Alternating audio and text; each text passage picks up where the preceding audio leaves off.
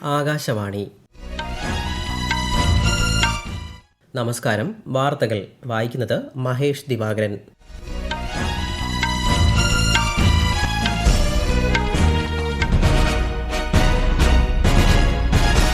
പ്രധാന വാർത്തകൾ.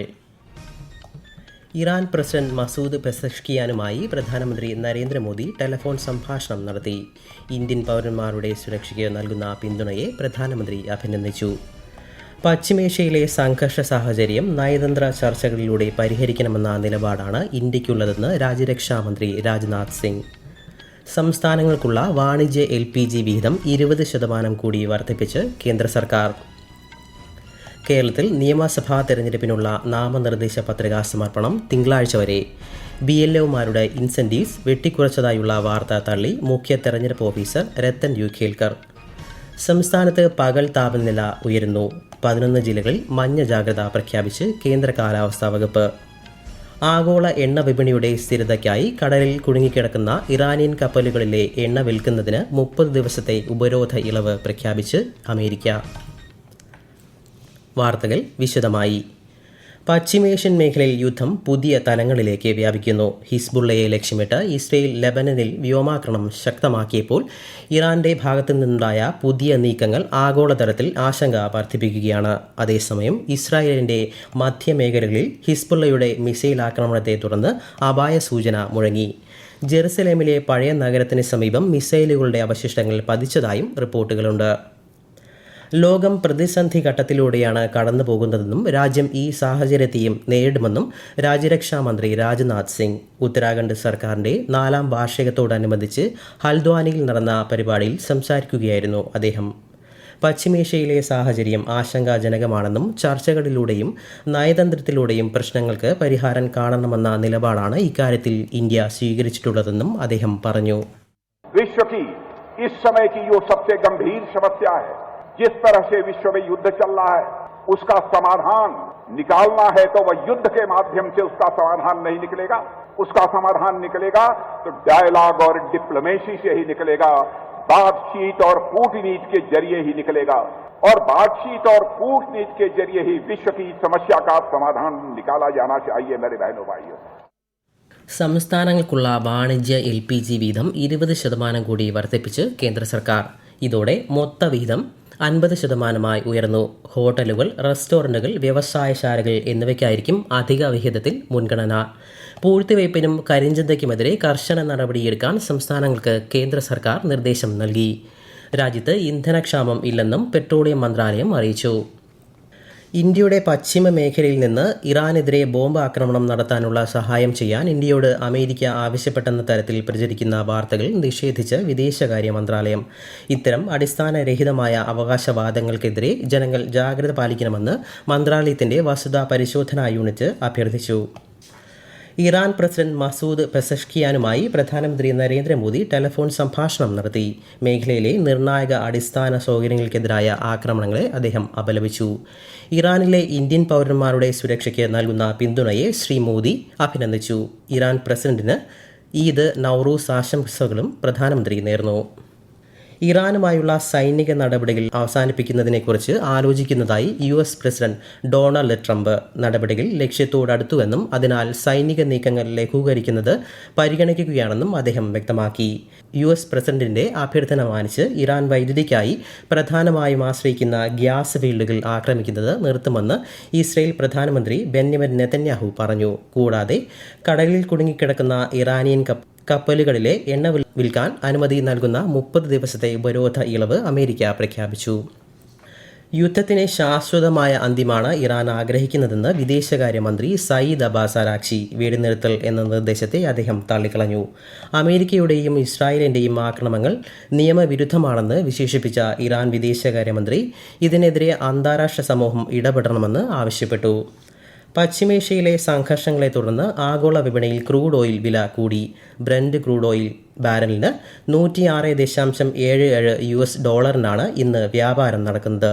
സ്വർണ്ണവില കുറഞ്ഞു. പവന് 275 രൂപ കുറഞ്ഞ് 1,07,040 രൂപയും ഗ്രാമിന് 13,380 രൂപയുമാണ് ഇന്നത്തെ വില.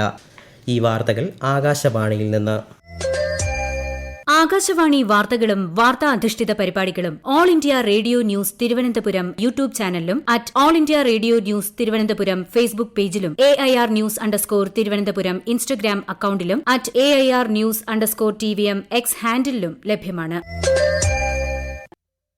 കേരളത്തിൽ BLOമാരുടെ ഇൻസെന്റീവ് വെട്ടിക്കുറച്ചതായി പ്രചരിക്കുന്ന വാർത്ത അടിസ്ഥാനരഹിതമാണെന്ന് മുഖ്യ തെരഞ്ഞെടുപ്പ് ഓഫീസർ രത്തൻ യു ഖേൽക്കർ. സമ്പൂർണ്ണ വോട്ടർ പട്ടിക പരിഷ്കരണത്തിൽ പങ്കെടുത്ത BLOമാർക്ക് കേന്ദ്ര തെരഞ്ഞെടുപ്പ് കമ്മീഷന്റെ നിർദ്ദേശാനുസരണം 2000 രൂപയാണ് ഇൻസെന്റീവായി നിശ്ചയിച്ചതെന്നും അദ്ദേഹം അറിയിച്ചു. നിയമസഭാ തെരഞ്ഞെടുപ്പുമായി ബന്ധപ്പെട്ട മാതൃകാ പെരുമാറ്റച്ചട്ട ലംഘനങ്ങളും സാമ്പത്തിക ദുരുപയോഗവും തടയുന്നതിനായി തെരഞ്ഞെടുപ്പ് കമ്മീഷൻ രൂപകൽപ്പന ചെയ്ത C-വിജിൽ മൊബൈൽ ആപ്പ് പൂർണ്ണതോതിൽ പ്രവർത്തന സജ്ജമായി. പെരുമാറ്റച്ചട്ട ലംഘനവുമായി ബന്ധപ്പെട്ട ഫോട്ടോകളും 2 മിനിറ്റിൽ കവിയാത്ത വീഡിയോകളും പൊതുജനങ്ങൾക്ക് തത്സമയം പകർത്തി ഈ ആപ്പ് വഴി അധികൃതർക്ക് അയക്കാവുന്നതാണ്. തെരഞ്ഞെടുപ്പുമായി ബന്ധപ്പെട്ട എല്ലാ വിവരങ്ങൾക്കും സേവനങ്ങൾക്കുമായി കേന്ദ്ര തെരഞ്ഞെടുപ്പ് കമ്മീഷൻ പുറത്തിറക്കിയ ഏകജാലക ഡിജിറ്റൽ സംവിധാനമാണ് EC-നെറ്റ്. കേന്ദ്ര തെരഞ്ഞെടുപ്പ് കമ്മീഷന്റെ 40-ലധികം മൊബൈൽ ആപ്ലിക്കേഷനുകളെയും പോർട്ടലുകളെയും ഒരൊറ്റ പ്ലാറ്റ്ഫോമിൽ സംയോജിപ്പിക്കുന്ന ഈ സംവിധാനത്തെ പരിചയപ്പെടാം. വിശദാംശങ്ങളിലേക്ക്. EC-നെറ്റ് പ്ലാറ്റ്ഫോം ഒന്നിലധികം ആപ്പുകൾ ഡൗൺലോഡ് ചെയ്യുന്നതിനും ഉപയോഗിക്കുന്നതിനും വ്യത്യസ്ത ലോഗിൻ വിവരങ്ങൾ ഓർത്തുവയ്ക്കുന്നതിനുമുള്ള ഉപഭോക്താക്കളുടെ ബുദ്ധിമുട്ട് കുറയ്ക്കുന്നു. തെരഞ്ഞെടുപ്പ് വിവരങ്ങൾ ലഭ്യമാക്കുകയും ഉദ്യോഗസ്ഥർക്ക് തെരഞ്ഞെടുപ്പുമായി ബന്ധപ്പെട്ട പ്രവർത്തനങ്ങൾ തടസ്സമില്ലാതെ നിരീക്ഷിക്കാൻ സൗകര്യമൊരുക്കുകയും ചെയ്യും. ബന്ധപ്പെട്ട ഉദ്യോഗസ്ഥർ തന്നെ വിവരങ്ങൾ രേഖപ്പെടുത്തുന്നത് ലഭ്യമാകുന്ന വിവരങ്ങൾ പരമാവധി കൃത്യമാണെന്ന് ഉറപ്പാക്കുന്നു. ഇംഗ്ലീഷിന് പുറമെ 22 ഔദ്യോഗിക ഭാഷകളിലും EC-നെറ്റ് ലഭ്യമാണ്. വോട്ടർ രജിസ്ട്രേഷൻ, വോട്ടർ പട്ടികയിലെ പരിശോധന, അപേക്ഷകളുടെ നിലവിലെ സ്ഥിതി, സ്ഥാനാർത്ഥിയെക്കുറിച്ചുള്ള വിവരങ്ങൾ, തെരഞ്ഞെടുപ്പ് ഉദ്യോഗസ്ഥരുമായുള്ള ആശയവിനിമയം, പോളിംഗ് ട്രെൻഡുകൾ, പരാതി പരിഹാരം തുടങ്ങിയ നിരവധി സേവനങ്ങൾ ഈ സുരക്ഷിത പ്ലാറ്റ്ഫോമിലൂടെ ലഭ്യമാകുന്നു. തെരഞ്ഞെടുപ്പുമായി ബന്ധപ്പെട്ട താഴെത്തട്ടിലുള്ള പ്രവർത്തനങ്ങൾ നിരീക്ഷിക്കുന്നതിനുള്ള തടസ്സരഹിത സംവിധാനവും EC-നെറ്റ് ഉറപ്പാക്കും. News desk, Akashvani.